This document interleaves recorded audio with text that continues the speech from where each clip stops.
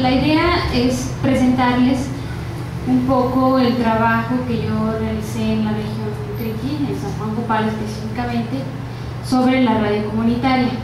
Como fue, ¿no? Lamentablemente como fue la voz que rompe el silencio, ¿no? Esperamos que la situación política, social que se vive en la región en algún momento permita nuevamente abrir los micrófonos y permitir que la gente de San Juan Copala pueda nuevamente pues expresarse y romper el silencio como han tratado de hacer a través de esta radio. Bien, por lo general el pueblo comienza a participar en la radio tímidamente, desde fuera, hablando en voz baja porque no sabe si lo que dice o cómo lo dice se escuchará bien.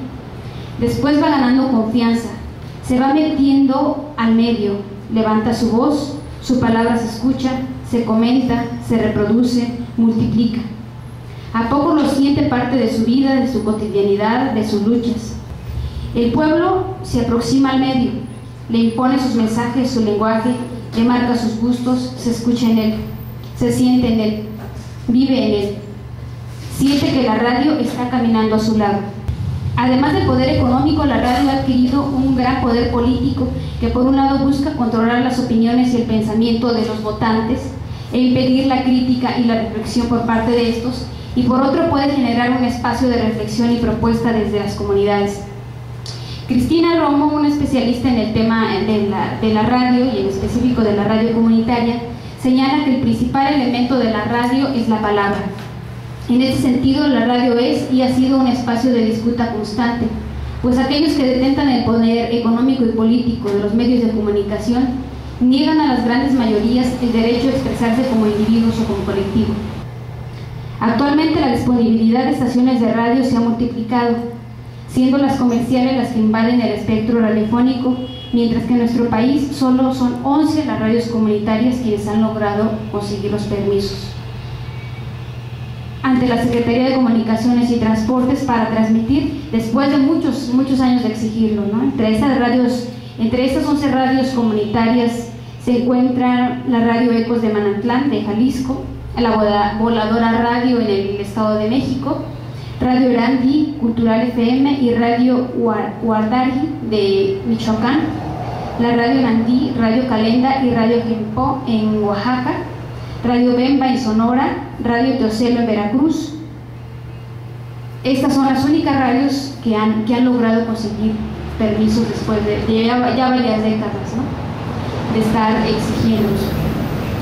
A pesar de ello y de que son consideradas ilegales, hoy en día hay cientos de pequeñas cabinas ubicadas en barrios, en colonias, en el campo o la ciudad, y que sirven a las comunidades y que están distribuidas por todos los estados de la República.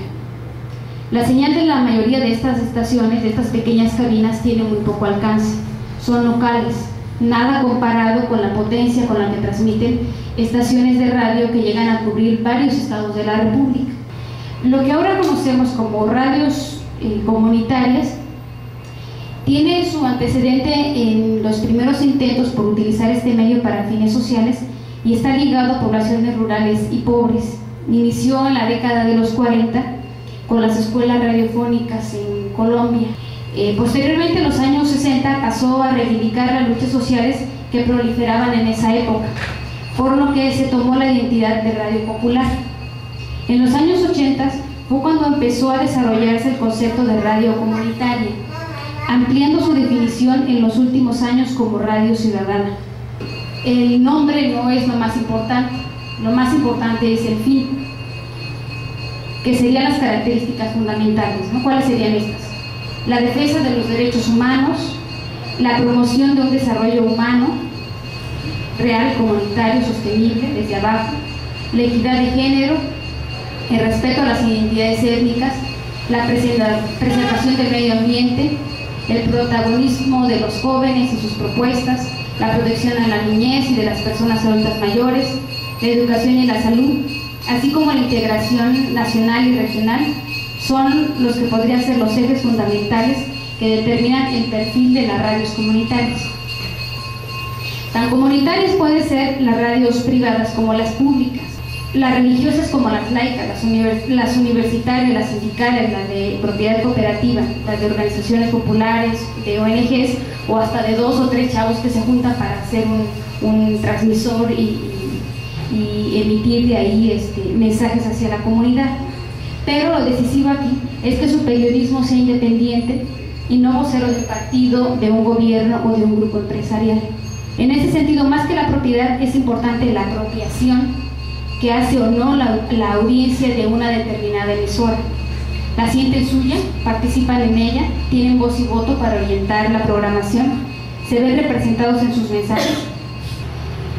Algunos autores hablan de que hay 3 lógicas de funcionamiento que marcan la verdadera diferencia de los medios de las radios comunitarias con lo que sería la comunicación masiva. Por un lado, la rentabilidad económica. Las radios comerciales buscan básicamente lucro.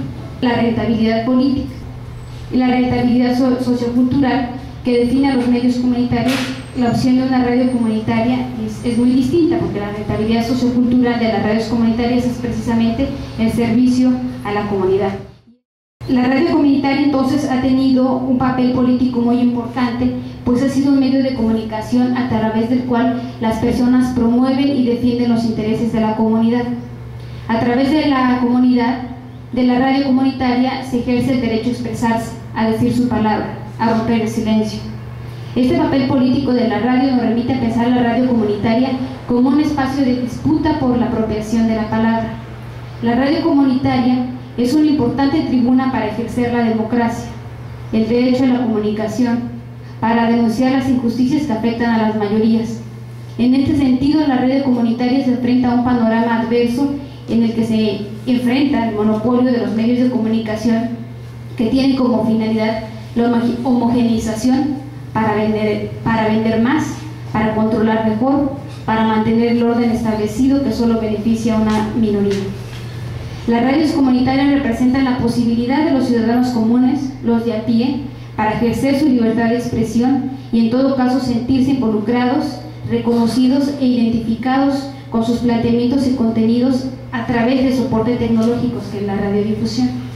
De esta manera, los campesinos, los indígenas, las amas de casa, las mujeres, jóvenes, hombres y mujeres, adultos, mayores, todos pueden expresar sus ideas, sus pensamientos, sus sueños, sus preocupaciones, lo que implica la posibilidad de ejercer el derecho a la información, a opinar, a decidir. Posiblemente el mayor reto de la radio comunitaria sea ser comunitaria, ¿no? Su función no se restringe a la mera atención de las carencias de comunicación, también debe responder a las necesidades de identidad social de los grupos, por ejemplo, por su condición social, económica, política, cultural, que son menos tomados en cuenta. Hablar de identidad de reconocer y representar un lugar en la sociedad, un espacio de pertenencia social, una ubicación de funciones y roles del grupo social dentro de una misma jerarquía. Al mismo tiempo es reconocimiento y representación de las formas en que vivimos, nos vemos y entendemos a nosotros mismos y a los demás. Lograr habilidades de comunicación es para la mayoría de las personas un aprendizaje, es un gran reto, pues su posición subordinada acota las posibilidades de expresar libremente las expectativas, intereses, emociones y sueños. Esto limita seriamente su participación personal y social, además de las propias dinámicas técnicas y rigurosidades del lenguaje radiofónico, de los géneros y formatos predeterminados. Esto se presenta tanto en las ciudades como en el campo. A pesar del mandato constitucional, las autoridades de los diferentes niveles de gobierno no solo incumplen su obligación, sino que reprimen, golpean,